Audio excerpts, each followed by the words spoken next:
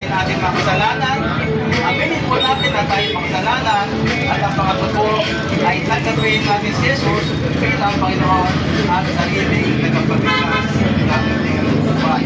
Wala pong ibinabahagi po dito na reliyon sapagat ang reliyon ay hindi makapag-iligtas sa tao. Kundi ang tao po ay magkaroon ng tunay na relasyon sa Diyos sa pamamagitan po ng pananampalataya kay Jesus. Kung tayo po ay sasampalataya kay Jesus, doon po papasok na tayo po ay magkakaroon po ng katiyakan ng buhay na walang hanggan. Sabi nga po sa John 3:16, kaya nalaman ang pag-ibig ng Diyos sa sanlibutan. Kaya ibinigay niya ang kanyang buktong na anak. Sino yun? Si Jesus.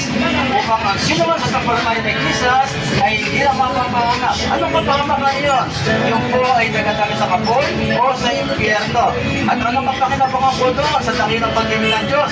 Ang sabi po doon, ang lahat daw po sasampalataya kay Jesus ay hindi na mapapahamak, kundi magkakaroon ng buhay na walang hanggan. Iyon po ang kapakinabangan po ng lahat po ng tatanggap at sasampalataya kay Jesus, magkakaroon po ng buhay na walang hanggan.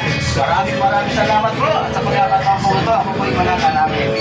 Diyos ang kapangyarihan sa lahat, manumalang at langit at lupa, kasama na po kami doon na nagbigay sa amin ang tunay na buhay.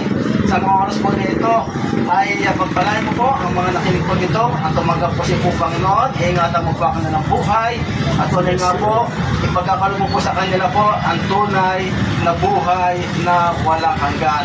Maraming salamat po. Ito kaya aming dalangin sa tanging pangalan ng aming Panginoon Jesus. Amen. Amen.